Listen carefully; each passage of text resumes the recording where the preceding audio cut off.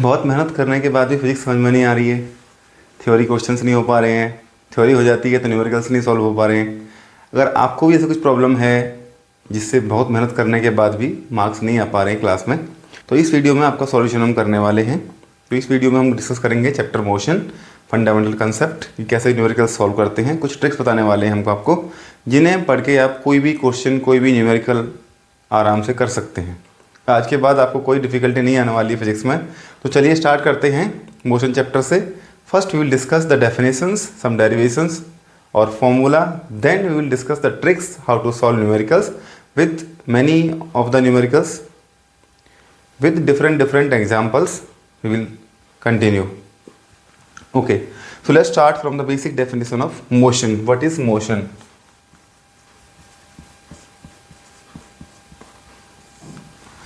A body is said to be in motion if it changes its position with time, or if a body doesn't change its position with time, then it is said to be in rest. That means अगर body अपनी position time के साथ change करती है तो वो motion में है। अगर बॉडी की पोजीशन चेंज नहीं होती है then it is in rest. Motion and rest are relative concept. Nothing is in complete motion, nothing is in complete rest.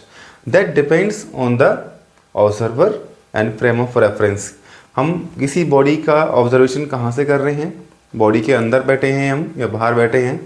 For example हम कार की बात करते हैं। कार में दो लोग बैठे हुए हैं, एक ड्राइवर है एक कंडक्टर मान लेते हैं। चलो, तो जो दोनों आपस में बैठे हुए हैं कार में, कार चलती है, एक दूसरे के रेस्पेक्ट में दोनों पर्सन रेस्ट पे बैठे हुए हैं आराम से सीट पे।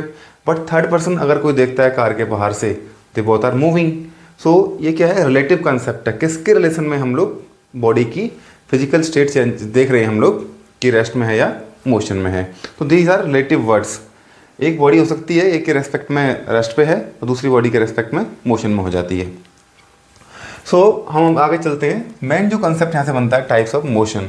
देर are different number of questions. कई बार हम कुछ गलत कर देते हैं, पूछना कुछ और ज़्यादा टीचर, तो हम डिफरेंट टाइप्स, कौन कौन सी टाइप्स मोशन है यहाँ पे अभी हम डिस्कस करने वाले हैं। कुछ भी मिस नहीं होगा इसमें से अब। तो सबसे पहला हम बात करते हैं मोशन कितने तरह के हमारे पास हैं। 3 कैटेगरी में डिवाइड कर लेते हैं हम इसको। सबसे पहले लीनियर, नॉन लीनियर, यहां दूसरा हो गया ट्रांसलेशनल, रोटेशनल, वाइब्रेशनल, और यहां बोल दिया uniform motion, non uniform motion. तो प्रॉब्लम कहाँ आती है? इनमें बेसिक डिफरेंस हमें पता होना चाहिए। अगर एक एक वर्ड का मीनिंग क्लियर हमें है तभी हम क्वेश्चंस को कंप्लीटली समझ पाएंगे और उसका आंसर लिख पाएंगे। तो लीनियर मोशन में क्या है? Body moves in a straight line, then its motion is linear. अगर बॉडी ऐसे चलती है रैंडमली, लेफ्ट राइट टर्न मार के, ये सब क्या है? नॉन लीनियर मोशन है। यहाँ स्ट्रेट लाइन मोशन होगा, बॉडी लेफ्ट राइट टर्न नहीं लेगी। इसमें एक और कर देंगे हम लोग circular motion. Body moves in a circle, तो वो हमारा सर्कुलर मोशन हो गया। यहाँ बात करते हैं ट्रांसलेशनल मोशन। ट्रांसलेशनल का मतलब क्या है? कि पूरी body with respect to another body move करती है। पूरी की पूरी बॉडी, ध्यान रखेंगे, पूरी की पूरी बॉडी मूव करेगी, वो होता है हमारा ट्रांसलेशनल मोशन। फॉर एग्जाम्पल अगर मेरा हाथ मूव कर रहा है, मैं यहाँ पे खड़ा हुआ हूँ, तो मेरा कोई भी ट्रांसलेशनल मोशन नहीं है। इस केस में क्या है? दूसरा केस हमारा है रोटेशनल मोशन। तो रोटेशनल मोशन में बॉडी का एक एक्सिस फिक्स होता है, उसके अराउंड पूरी बॉडी मूव करती है। For example fan. अब फैन हैंग हुआ पड़ा है एक एक्सल से, एक रॉड से, तो वो होगा उसका एक्सिस और उसके जो हमारे ब्लेड्स हैं वो उसके अराउंड घूम रहे हैं। तो ये हो गया रोटेशनल मोशन। सेकंड एग्जांपल हम बात कर लेते हैं टायर्स ऑफ द कार। तो अगर कार मूव करती है तो पूरी की पूरी कार जब चलेगी तो कार का मोशन कौन सा है? Translational motion. बट टायर्स एक किसी एक्सिस के अराउंड घूम रहे हैं और सर्कुलर मोशन हो गया। वो सर्कुलर टायर्स क्या हैं? एक्सिस के अराउंड घूम रहे हैं, एक्सल लगा हुआ है बीच में, उसके अराउंड टायर्स घूम रहे हैं। तो टायर क्या हो गए? रोटेशनल मोशन में आ गया। कई बार हमें कन्फ्यूजन होती है कि सर्कुलर मोशन है। सर्कुलर मोशन टायर का नहीं होता है, क्योंकि सर्कुलर मोशन में भी बॉडी पूरी की पूरी एक सर्कल पाथ में घूमती है। बट यहाँ टायर क्या कर रहे हैं? टायर एक एक्सिस के अराउंड वहीं की वहीं घूम रहे हैं, आगे पीछे नहीं जा रहे हैं, वहीं के वहीं फिक्स हो गए हैं, वो वहीं के वहीं रोटेट कर रहे हैं, तो ये रोटेशनल मोशन हो गया। उसके बाद आता है वाइब्रेशनल मोशन। तो वाइब्रेशनल मोशन में क्या होता है, जैसे सिंपल एग्जांपल लेते हैं इसका, स्विंग झूला होती है, तो वो क्या कर रही है हमारे पास, ऑसिलेशन बोलेंगे या तो इसको, या वाइब्रेशनल मोशन बोलेंगे। तो ऑसिलेशन में क्या है या वाइब्रेशन की जिसकी बात करते हैं, तो वाइब्रेशनल मोशन में क्या है, एक बॉडी एक पॉइंट के around body up down left right to and fro move करती है, इस मोशन को बोलते हैं हम लोग वाइब्रेशनल मोशन। फॉर एग्जाम्पल अगर हम एक स्प्रिंग को खींचते हैं और छोड़ देते हैं एकदम से, तो कुछ टाइम के लिए क्या करेगी, वाइब्रेट करेगी, then it comes to rest. ये हमारा हो गया वाइब्रेशनल मोशन। अब बात करते हैं यूनिफॉर्म मोशन और नॉन यूनिफॉर्म मोशन की। तो नाम से पता चल रहा है यूनिफॉर्म मोशन का मतलब क्या है कि उसकी बॉडी की जो है इक्वल डिस्टेंस कवर करती है इक्वल टाइम में, और नॉन यूनिफॉर्म में क्या होगा, unequal distance in equal time, और we can say equal distance in unequal time. तो यहाँ बॉडी की स्पीड कांस्टेंट नहीं रहती है, बॉडी की स्पीड चेंज होती रहती है। कभी मान लिया 50 किलोमीटर पर आवर है, 60 किलोमीटर पर आवर है कुछ टाइम के लिए, तो यहाँ कांस्टेंट नहीं रहेगी, और यूनिफॉर्म मोशन में बॉडी की स्पीड कांस्टेंट रहती है। तो ये सारे हमारे एग्जांपल्स हो गए और टाइप्स ऑफ मोशन हो गया। तो इनसे आपको क्वेश्चन आ सकता है, पर्टिकुलर सिचुएशन आपको देंगे कि इस सिचुएशन में कौन सा मोशन हो रहा है, ये कंडीशन में किस मोशन कौन सा टाइप का मोशन है। तो आपको सारे मोशंस का टाइप का क्लियर होना चाहिए कि कौन कौन सा मोशन कहाँ होता है, कैसे आइडेंटिफाई करेंगे, तभी आप आंसर ठीक से कर पाएंगे। ओके, देन आफ्टर कुछ बेसिक डेफिनेशंस हमारे पास हैं, जैसे कि हमने बोल दिया डिस्टेंस। डिस्टेंस का मतलब क्या है, और जब डिस्टेंस हमारे सामने आएगा तो साथ में आएगा डिस्प्लेसमेंट भी। कई बार इन दोनों में क्या पूछ लेते हैं, difference, how they are different. सबसे पहले हम बात करते हैं डिस्टेंस की। डिस्टेंस क्या है, actual path length, actual path length between two bodies. For example हम एक प्लेस से दूसरे प्लेस पर जाते हैं विद सम कार और बाइक, तो वहाँ पहुँचेंगे तो हमारा जो कार का ऑडोमीटर है या बाइक का ऑडोमीटर है, it will measure some distance, कि कितना डिस्टेंस हमने चला। अब हम बात करते हैं डिस्प्लेसमेंट की। ये क्या होता है, shortest path between two points. For example A point यहाँ है, बी पॉइंट यहाँ पे है। शॉर्टेस्ट पाथ दो पॉइंट के बीच का होता है स्ट्रेट लाइन, ये हो गया। ये तो हो गई हमारी डिस्प्लेसमेंट, मान लिया ये 5 किलोमीटर है, डिस्प्लेसमेंट हो गया 5 किलोमीटर। अब अगर हम इसी रास्ते से जाते हैं बार बार, तो डिस्टेंस भी 5 किलोमीटर हुआ। अब हम रास्ता अगर चेंज करते हैं, we are going A to B with different paths, so in different path distance will be different. Because यहाँ से अगर देखते हैं तो कार से हम जाते हैं तो कार 5 किलोमीटर चलेगी, यहाँ 5 से ज़्यादा चलेगी, यहाँ और ज़्यादा चलेगी, यहाँ और ज़्यादा चलेगी, तो डिस्प्लेसमेंट तो वही रहा। Displacement depends on the initial and final position of the body and doesn't depend on the path chosen. किस रास्ते से जाते हैं उस पर डिपेंड नहीं करता है, only depends upon the coordinates of A and B. इस केस में ये काम करता है। डिस्प्लेसमेंट की अगर दूसरा डिफरेंस देखते हैं, ये होता है हमारा वेक्टर और ये होते हैं scalar. Distance is scalar, but दोनों की यूनिट क्या होती है, मीटर। इसकी भी मीटर और इसकी भी मीटर, तो दोनों ही क्वांटिटी मीटर में मेजर होती हैं। डिस्प्लेसमेंट वेक्टर है और डिस्टेंस स्केलर है। अब बात कर लेते हैं स्केलर और वेक्टर क्या होते हैं। Scalar quantities are the physical quantity which have only magnitude. Magnitude means number. They do not have negative values.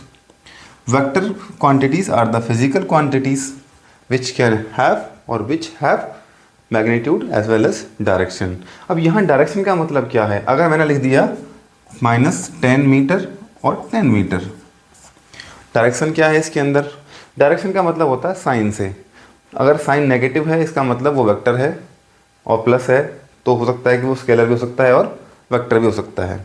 Scalar quantities negative में नहीं होती हैं, वेक्टर क्वांटिटीज़ नेगेटिव पॉजिटिव दोनों होती हैं, और डायरेक्शन का मतलब होता है उसका साइन। अगर क्वांटिटी दोनों प्लस माइनस वैल्यू होती है उसके पास, तो वो हमारी ये वेक्टर है। अब ये वेक्टर की डेफिनेशन कंप्लीट नहीं है, वेक्टर की कंडीशन होती है, क्योंकि वेक्टर क्वांटिटीज़ को ऐड करना, मल्टीप्लाई करना, माइनस करना, सबके रूल्स अलग हैं। सिंपल एल्जेब्रा आज हम यूज़ करते हैं, 3 + 5 कर दिया हमने, 8। ऐसे अगर हम बात करें 3 Newton plus 5 Newton, that depends on the angle between them. अगर दो फोर्सेस के बीच के एंगल भी दे रखा है तो हम डायरेक्टली उनको ऐड नहीं कर सकते हैं। तो वेक्टर क्वांटिटीज़ को हमें डील करने के लिए कुछ अलग रूल्स हैं। तो जो क्वांटिटी दोनों कंडीशन को फॉलो करती है, मैग्नीट्यूड होना चाहिए, डायरेक्शन होनी चाहिए और वेक्टर्स के रूल को फॉलो करे, तभी उसको वेक्टर बोलेंगे, अदरवाइज वेक्टर नहीं बोलेंगे। फॉर एग्जांपल मेरे पास चार्ज है, चार्ज माइनस भी होता है और प्लस भी होता है, but charge is considered as scalar. Charge plus minus तो है, इसका मतलब डायरेक्शन भी इसके पास है, मैग्नीट्यूड भी है, बट चार्ज वेक्टर एडिशन के लॉस को फॉलो नहीं करता है, तो चार्ज को हम बोलेंगे scalar. Okay, hope scalar, vector, distance, displacement clear हो गया। अब चलते हैं हम लोग स्पीड और वेलोसिटी की बात करते हैं। स्पीड का अगर हम फॉर्मूला देखते हैं, ये होता है डिस्टेंस अपॉन टाइम और वेलोसिटी होता है डिस्प्लेसमेंट अपॉन टाइम। अब टाइम तो दोनों में स्केलर ही है, यहां डिस्टेंस स्केलर है तो स्पीड भी स्केलर रहेगी, डिस्प्लेसमेंट वेक्टर है तो वेलोसिटी भी वेक्टर रहेगी। अब दोनों की ही यूनिट क्या होती है, metre per second, metre per second. Velocity vector, velocity can have negative positive values, zero value, speed can not be negative. ये इनका डिफरेंस हो गया। Okay, now we will discuss uniform speed and non-uniform speed.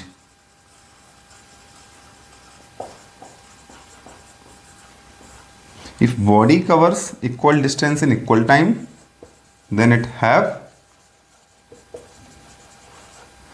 has uniform speed. यहाँ पे unequal distance in equal time, ये gap हो गया। उसके बाद अगर हम ग्राफ देखते हैं यूनिफॉर्म स्पीड का, डिस्टेंस टाइम ग्राफ बनाएंगे यहाँ से, यहाँ डिस्टेंस, सॉरी यहाँ टाइम, यहाँ डिस्टेंस, तो ग्राफ बनेगा स्ट्रेट लाइन। ये बताएगा यूनिफॉर्म स्पीड है। अगर स्ट्रेट लाइन ग्राफ नहीं है, ऐसा कोई ग्राफ है, ऐसा कुछ बन रहा है, तो वहाँ नॉन यूनिफॉर्म स्पीड से बॉडी चल रही है। उसके बाद करते हैं आगे काम, स्पीड, और ये हमारे हो गए वेलोसिटी। देन आफ्टर एक नया वर्ड आता है एक्सेलरेशन। एक्सेलरेशन क्या है?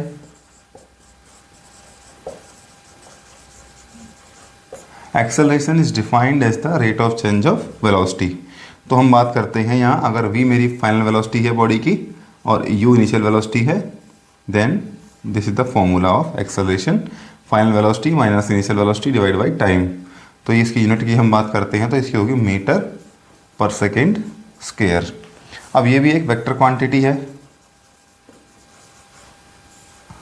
अब ये वेक्टर है, पॉजिटिव भी होगी नेगेटिव भी होगी। अब दोनों ही वर्ड का मीनिंग होता है, अगर एक्सेलरेशन पॉजिटिव है देन स्पीड बढ़ेगी, स्पीड इंक्रीज, या वेलोसिटी बोल सकते हैं, वेलोसिटी इंक्रीज। ए नेगेटिव है तो वेलोसिटी डिक्रीज करेगी। और नेगेटिव ऑफ एक्सेलरेशन को बोलते हैं रिटार्डेशन या डी एक्सेलरेशन। तो हम क्या करेंगे, acceleration is defined as the rate of change of velocity of the body. If the acceleration is positive then velocity will increase, if the acceleration is negative velocity will decrease.